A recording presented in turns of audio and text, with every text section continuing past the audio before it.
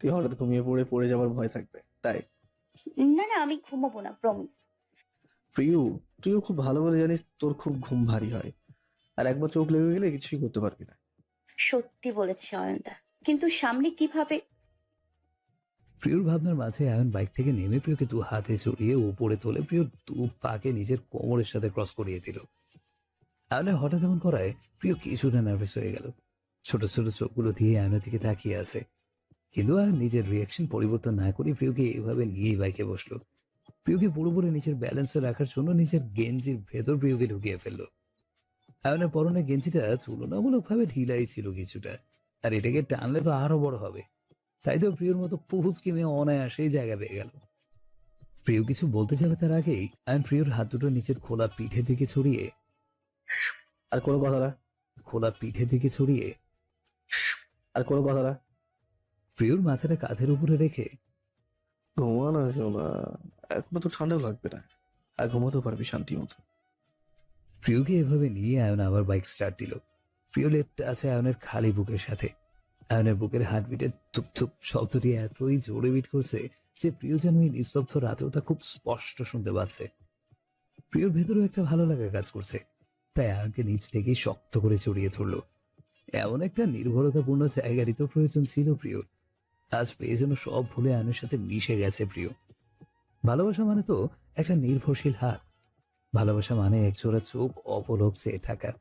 ভালোবাসা মানে তো আমি আছি তো পাগলি, তোর সাথে, তোর কাছে, ভয় কিসের? আয়নের ভেতরে যেন আবার তোলপাড় হতে লাগলো। প্রিয় শরীর থেকে আসা জেসমিন ফুলের পারফিউমের ঘ্রাণটা আয়নকে মাতাল করে তুলছে। তবুও আয়ন নিজেকে যথাসাধ্য কন্ট্রোল করে রেখেছে। বাতাসে প্রিয় চুলগুলো উড়ে আয়নের মুখে আছড়ে পড়ছে। আয়নের ভালোই লাগছে, তবে এতে বাইক চালাতে সমস্যা হতে পারে। তাই এক হাত দিয়ে চুলগুলো সরিয়ে প্রিয়র কাঁধে রাখলো, আর প্রিয়র মাথায় একটা গভীর চুমু এঁকে দিল আয়ন। এই কেমন আসক্তিতে জড়ালি আমায়, নিজেকে কেমন পাগল পাগল লাগে। আগে তুই জানতি না বলে তোর থেকে দূরে থাকা সম্ভব ছিল, কিন্তু শোনা, এখন তোর কাছ থেকে নিজেকে দূরে রাখা তো সম্ভব না। কবে নিজ থেকে আমাকে একটু ভালোবাসবি? কবে আমার ডাকে সাড়া দিবি? আমি যে তোর ভালোবাসা তৃষ্ণার্ত, ভীষণ তৃষ্ণার্ত। হয়তো সেদিন জোর করেছি, কিন্তু আমি যে তবু অপূর্ণ তোর ভালোবাসার অভাব এই জীবনে। ব্যালকনিতে বসে গিটার বাজাচ্ছে দিনেশ, আর গুনগুন করে গান গাইছে। সাথে সাথে ভেসে আসছে অতীতের কিছু স্মৃতি। তিতিরের সাথে দিনেশের প্রথম দেখা হয়েছিল যেদিন। ইন্টারভিউ দিতে আসা তিতিরকে দেখে দিনেশ নিজের অজান্তেই বলে উঠেছিল, কি অপরূপ লাবণ্যময় সুন্দরী। টানা টানা চোখ, আর তাতে হালকা করে কাজল দেওয়া, যা চোখ দুটোকে অসম্ভব মায়াবী করে রেখেছে। এই মায়া সাগরে যে কেউ ডুব দিতে চাইবে। খারা নাকটায় জমে থাকা বিন্দু বিন্দু ঘাম কেমন পাথরের মুক্তোর মতো চিকচিক করছিল। গোলাপের বাপড়ির মতো ঠোঁট দুটো আর টান গালের তিলটা যেন মেয়েটার সৌন্দর্যকে আরো বাড়িয়ে দিয়েছিল। এই আধুনিক যুগেও কোনো মেয়ের এত বড় চুলও হয় তা দিনেশে জানাই ছিল না। আর লম্বা ঘন চুলগুলোকে একটা বেরোনি করে রেখেছে, যা মাজা ছাড়িয়ে পড়েছে তখনও। নীল রঙের চুড়িদারটা যেন ফুটে উঠেছে মেয়েটির সাদা থপথপে শরীরটায়, যে এত স্মার্ট মেয়েরা নিজেদের এত দামি পোশাক দিয়েও পারেনি। দু হাতে দুটো চুড়ি, কিন্তু মুখে নেই কোনো মেকআপ। তবু যেন মেকআপে ঢাকায় এত সব মেয়েদের তুলনায় অতুলনীয়। দিনেশ অবাক দৃষ্টিতে তাকিয়েছিল তিতিরের দিকে। একটা মেয়েকে ন্যাচারাল ভাবেও এত সুন্দর কি আসলেই লাগতে পারে? দিশানের চোখেই সরছিল না তিতিরের ওপর থেকে সেদিন। দরজায় দাঁড়িয়ে থাকা তিতিরকে পুরো রিডিং করে ফেললো দিনেশ এক পলকে। তাই তো তিতিরকে একটু জ্বালানোর জন্য ইন্টারভিউতে কিছু উদ্ভট প্রশ্ন করেছে দিনেশ, শুধুমাত্র তিতিরের মুখের এক্সপ্রেশন দেখতে। তিতির নামের এই মেয়েটিকে আরো জানতে সেদিন চাকরিটা তিতিরকেই দেওয়া হয়। এতে অবশ্য অনেকে অবাক হয়েছিল, কারণ দিনেশের মতো এত স্মার্ট বসের পিএই খালাম্মা কিভাবে? তিতিরের চাকরি হওয়ার পর প্রথম দিনই তিতির বুঝতে পারলো বেশিরভাগ স্টাফরাই তিতিরকে এড়িয়ে চলে। আসলে এত বড় ফ্যাশন হাউসের অফিসে তিতিরের মতো মেয়ে অনেকটাই বেবানান। কিন্তু তিতির তার যোগ্যতা জানতো, তাই এইসব কিছু সব সময় এড়িয়ে চলতো, শুধু নিজের কাজের দিকেই ফোকাস করতো। আর এসব কিছু দিনেশকে তিতিরের প্রতি আরো মুগ্ধ করতো। তিতির তো এমন ছিল, অফিসে ওর পিছে সবাই ওকে খালাম্মা করে ডাকতো, তাতেও কিচ্ছু বলতো না কাউকে, কারণ এতে তিতিরের কিছু যায় আসে না। আধুনিকতা মানে এই তো নয় আমাকে শরীর দেখিয়ে পোশাক পরতে হবে, তাহলেই সে স্মার্টে টাইটেল পেয়ে যাবে। শালীনতা বজায় রেখেই পোশাক নির্বাচন করা দরকার, তিতির মনে করে এটা। কিন্তু তিতিরের সব বিষয়ে এমন চুপ করে সহ্য করা দিনেশের পছন্দ হতো না। তাই নিজে স্টাফদের শাসাতে চাইল, কিন্তু তিতির বাধা হয়ে দাঁড়ায়। মিস তিতির, এতটাও ভালো হওয়া ভালো না। নিজের লড়াইটা লড়তে শিখুন। কে বলেছে আমি ভালো স্যার? তিতির মুচকি হেসে আমি আমারটাই দেখছি, তবে নিজের মতো করে। দিনেশ ব্রুটা কুঁচকে তিতিরের দিকে তাকিয়ে আছে। আসলে ও তিতিরের কথার মানেই বুঝতে পারছে না। তাই স্যার, রাস্তা দিয়ে যাওয়ার সময় মাঝে মাঝে কিছু পাগলা কুকুর ঘেউ ঘেউ করে ওঠে। ওটা কুকুরের স্বভাব, তাই করে। কিন্তু আমরা কুকুর না, আমরা তো আশরাফুল মাখলুকাত, সৃষ্টির সেরা জীব। আমাদের আল্লাহ তাআলা বিবেক দিয়েছেন, বুদ্ধি দিয়েছেন, আর তা এসব বোকা মানুষের পেছনে ব্যয় করতে না। আর আপনি আমার তরফ থেকে কিছু বললে সমস্যা আরো বাড়বে, কানাঘুষো আরো হবে। তাই আমাকে হ্যান্ডেল করতে দিন এসব, প্লিজ। সেদিন দিনে সত্যি ভীষণ অবাক হয়েছিল তিতিরের এমন ব্যবহারে। কোনো মানুষ এইভাবেও কি ভাবতে পারে? হঠাৎ বৃষ্টির ছাপটায় দিনের সম্বিত ফিরে পায়। কিছু একটা মনে করে বেলকানি থেকে উঠেই তিতিরের রুমের দিকে হাঁটা ধরে। একটু আগে রাগের বসে তিতিরকে একটা থাপ্পড় মারে দিনেশ। এর পরপরই ওখান থেকে চলে আসে দিনেশ। রুমে প্রবেশ করে দেখে যে তিতির এখনো ডিনারটাও করেনি, চুপচাপ বিছানায় বসে আছে। দিনেশ গিয়ে তিতিরের সামনে হাঁটু গেড়ে বসে পড়ল। দিনেশকে দেখে তিতির মুখ ঘুরিয়ে ফেলল। দিনেশ তিতিরের মুখটা দু হাতে ধরে সরি লক্ষ্মীটি, আমি এমনটা করতে চাইনি, কিন্তু তোমার বারবার বাড়ি যাওয়ার কথা শুনে আমার রাগ উঠে গিয়েছিল। আম সরি। স্যার, কেন বুঝতে পারছেন না? এসব করে কিছুই পাবেন না। জানি, কিন্তু আমি যে তোমাকে ছাড়া কিছুই ভাবতে পারি না। কেন বোঝো না তুমি? আমার আর আপনার মাঝে বিশাল বড় একটা দেওয়াল আছে, ধর্মের দেওয়াল, যা পার করতে না আমি পারবো না আপনি। তাহলে কিসের সম্পর্ক? প্রত্যেক সম্পর্কের একটা নাম দিতে হয়, কিন্তু আপনি যা চাইছেন সে সম্পর্কের কোনো নামও হয় না, আর নাম ছাড়া সম্পর্কের কোনো মানে হয় না। দিনেশ তিতিরের মুখটা নিজের মুখের সামনে এনে চোখে চোখ রেখে বলল। একটা সত্যি কথা বলবে দিদি? তিতির তাকিয়ে আছে দিনেশ কি জিজ্ঞেস করবে তা জানতে। ভালোবাসা আমায়? তিতির কিছু বলতে পারল না, শুধু তাকিয়ে আছে দিনেশের চোখের দিকে। আর নীরবে কিছু জল গাল দিয়ে গড়িয়ে পড়লো দিনেশের হাতে। তিতির চুপ করে রইল। দিনেশ তিতিরের নিঃশব্দ থাকাকে হ্যাঁ ধরে তিতিরের চোখের বাণীগুলো মুছে দিয়ে নিজেই বলল। জানি তুমি আমাকে ভালোবাসো, হয়তো আমার থেকেও বেশি। সেটা তোমাকে মুখে বলতে হবে না তিতির। আমি জানি তুমি ভয় পাচ্ছ, কিন্তু আমার উপর একটু বিশ্বাস রেখো, আমি সব ঠিক করে দেব। কিন্তু এরপর থেকে দূরে যাওয়ার কোথাও চিন্তা করবে না। মনে রেখো, এই দুনিয়ার বুকে আজও এমন কেউ জন্ম হয়নি যে তোমাকে আমার কাছ থেকে দূরে সরিয়ে রাখতে পারবে, এমনকি তুমি নিজেও না। তিতির হঠাৎ দিনেশকে জড়িয়ে ধরল, ওর হাতটা শক্ত করে। ফুঁপিয়ে কেঁদে উঠল তিতির। নিজের সব কষ্টগুলো ভুলতে চাইছিল আজ দিনেশের বুকে মাথা রেখে। মোহিনীর মুখে নিলামের প্রশংসা ফুল ছুরি শুনতে শুনতে তিয়াসও অনেক কিছুটা বিরক্ত বোধ করছে, যা ওদের চেহারা দেখেই বোঝা যাচ্ছে। কিন্তু মাকে কিচ্ছু বলতেও পারছে না তিয়াস। তবে তিয়াস ছাড়ার পাত্রও না, ও জানে কাকে কিভাবে জব্দ করতে হয়। তাই জানো নীলিমা, আমাদের প্রিয় কিন্তু কম না, ঠিক না অনেক? অনেকেও সায় দেয় ওর কথায়। তিয়াসের এমন কথায় মোহিনী বেগম তেলে বেগুনে জ্বলে উঠে। এখানে প্রিয় আসলো কিভাবে তিয়াস?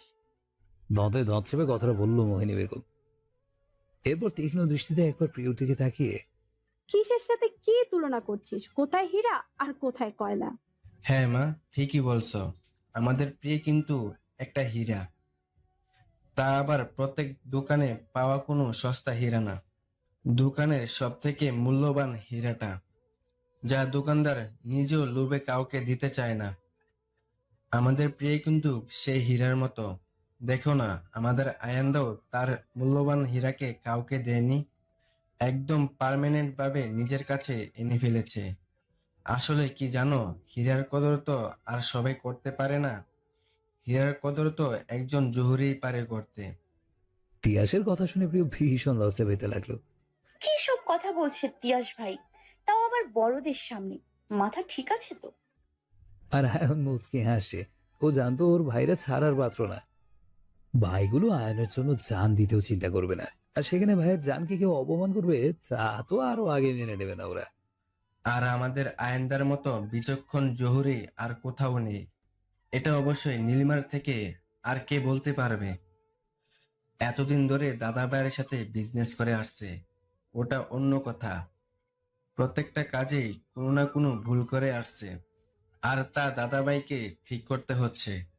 নীলিমা তাদের দাঁত চেপে কথাগুলো হজম করছে। মোহিনী চোখ রাঙিয়ে ছেলেকে বলল। তাতে কি? ও তো চেষ্টা করেছে, মিডল ক্লাস মেয়েদের মতো নিজেকে রান্নাঘরে সীমাবদ্ধ করেনি। এটাই বা কয়জন পারে? এটার জন্য যোগ্যতা থাকতে হয়। তুমি ঠিকই বলছো মা। কিন্তু জানো কি, মিডল ক্লাস মেয়েদের একটা বিশেষ গুণ থাকে, যা হয়তো তোমাদের মতো হাই ক্লাস মেয়েদের মাঝেও নেই। তাই নাকি? আমিও শুনি, কি তা? নীলিমা অনেকটা রেগে কথাটা বলল। স্বামীর মন জয় করা, কিভাবে নিজের স্বামীকে খুশি করতে হয়, আর সব থেকে বড়, নিজের স্বামীকে সম্মান করতে হয়। একজন মিডল ক্লাস মেয়েদের দুনিয়াটা খুব ছোট থাকে, তাই তাদের চাহিদাও কম। এসব মেয়েরা সবাইকে আপন করতে জানে, জানে শ্রদ্ধা করতে, কাউকে যে অপমান করতে নেই তা খুব ভালো করেই জানে। ওইসব বাদ দাও। তুমি তো দাবি করতে তোমার থেকে নাকি বেশি আয়েন্দাকে কেউ চিনে না। তাহলে তুমি কিছু প্রশ্নের উত্তর দিও নীলিমা, তাহলে বোঝা যাবে তুমি কতটা যোগ্য আর তোমার পাল্লা কতটা ভারী ছিল। তুমি তো আয়েন্দার সাথে প্রায় 2 বছর ধরে আছো, তাহলে অবশ্যই আয়েন্দার পছন্দ অপছন্দ কিছু তো অবশ্যই জানো। হুম। অনেকটা কনফিডেন্স হয়ে নীলিমা, ওয়েল, তাহলে বলো, ভাইয়ের পছন্দের খাবার কি? কি আবার গ্রিন ভেজিটেবল স্যালাড? আমি প্রায় এটা খাই। আয়ন এতক্ষণ পর হেসে জবাব দিল। তাহলে নীলিমা অনেকটা বিস্ময় হয়ে, প্রিয়, বলতো দাদা ভাইয়ের পছন্দের খাবার কি? প্রিয় তিয়াসের দিকে তাকিয়ে একবার নীলিমার দিকে তাকিয়ে বলল, বিরিয়ানি? What nonsense! আমি কখনো আয়নকে এসব অয়েলি খাবার খেতে দিইনি। কারণ দাদা অনেকটা হেলথ কনসার্ন, আর দাদা বাইরে তেমন এসব খায়ও না। খুব খেতে মন চাইলে আয়ান্দা মামিকে বলবে বা প্রিয়কে। আর কারো হাতে বিরিয়ানি টেস্ট আয়ান্দার তেমন পছন্দ হয় না। নীলিমার রাগে কান দিয়ে মনে হয় ধোয়া বের হচ্ছে। এইভাবে অপমান হতে হবে এখানে এসে জানলে আসতোই না ও। মোহিনী বুঝতে পারলো প্রিয়কে অপমান করতে এদের এনেও কোনো লাভ হলো না। ওর নিজের ছেলেই যেখানে এই মেয়ের ঢাল হয়ে দাঁড়িয়ে আছে, সেখানে পরদের দোষ দিয়ে কি লাভ? তাই পরিস্থিতি সামাল দিতে বলল, ডিনার মনে হয় রেডি হয়ে গিয়েছে, চলো সবাই আমরা ডিনার সেরে নেই। ডিনার টেবিলে সারা গিয়ে নীলিমার পাশে বসলো।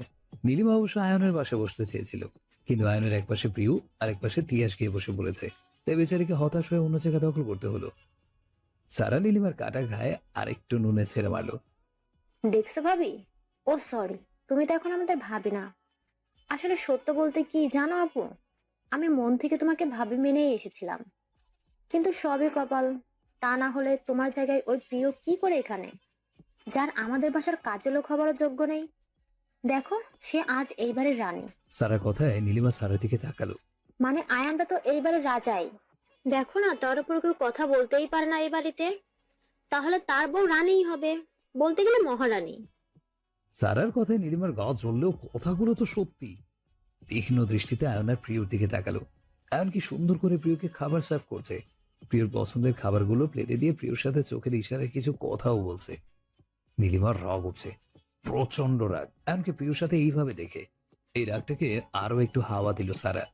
দেখেছো নীলিমা আপু, প্রিয় তো আয়ানদাকে একেবারে হাতের মুঠোয় নিয়ে নিয়েছে। শুধু কি আয়ানদা, দেখলে না তিয়াস ভাইয়াও কেমন প্রিয়র ঢাল হয়ে গেল। এই মেয়েটা আমার সব ভাইয়ের উপর কালো জাদু করেছে, ওকে ছাড়া কেউ আমাকে চোখে দেখে না। এদিক দিয়ে আয়ন খাবার খেতে খেতে চিন্তা করছে আজকে দিনটাই খারাপ ছিল। প্রিয়র মুখটা দেখে আয়ন বুঝতে পারে প্রিয়র মনের অবস্থা। তাই মনে মনে প্ল্যানিং করে রেখেছিল ডিনারের পর সবাই যখন চলে যাবে তখন আয়ন ও প্রিয়কে নিয়ে লং ড্রাইভে ঘুরিয়ে নিয়ে আসবে। মেয়েটি রাতে ঘুরতে বেশ পছন্দ করে।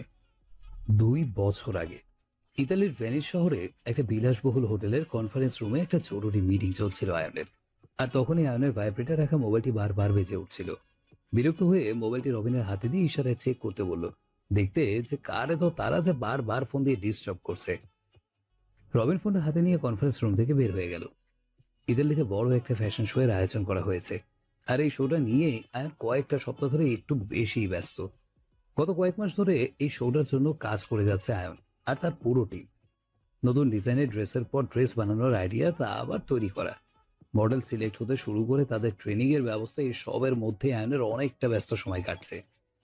নতুন কিছু ডিজাইন বলতে গেলে বেস্ট ডিজাইন এবং কোম্পানির বেস্ট ডিজাইনারদের সাথেই আজকের মিটিংটা ছিল। আয়ন যখন নতুন ডিজাইনগুলোতে আবার চোখ বোলাতে ব্যস্ত, ঠিক তখনই রুমে দরজা ঠেলে রবিন প্রবেশ করলো অনেক হুড়াহুড়ি করে। আর এই সে আয়নের কানের কাছে কি যেন ফিসফিসিয়ে বলল। মুহূর্তে আয়নের চোখ মুখের রং পাল্টে গেল। ওর এই মুহূর্তে শুধু একটি নামই মাথায় আসছে, প্রিয়। সাথে সাথে মিটিং ক্যান্সেল করে রবিনকে বিডির একটা টিকিট বুক করতে বলে নিজেও মিটিং রুম থেকে বের হয়ে গেল। স্যার, আজকের এই মিটিংটা আমাদের জন্য অনেক বেশি ইম্পর্টেন্ট। পেছনে পেছনে আয়নের ম্যানেজার লিমন বলতে লাগলো, আই ডোন্ট কেয়ার লিমন, আমার এখন বাংলাদেশে যাওয়া খুব প্রয়োজন। এই মিটিংটা থেকেও বেশি দরকার এখন ওখানে যাওয়া আমার। হঠাৎ আয়ন বলতে বলতে থেমে গেল। একটা দীর্ঘ শ্বাস ছেড়ে লিমনের দিকে তাকিয়ে বলল, কেউ আমার জন্য অপেক্ষা করছে ওখানে, আর আমি ছাড়া এই মুহূর্তের কষ্ট ভাগ করার মতো কেউ নেই, তাই আমাকে যেতেই হবে। বর্তমান। হঠাৎ প্রিয় নড়াচড়াতে আয়ন অতীত থেকে বর্তমানে ফিরে আসে।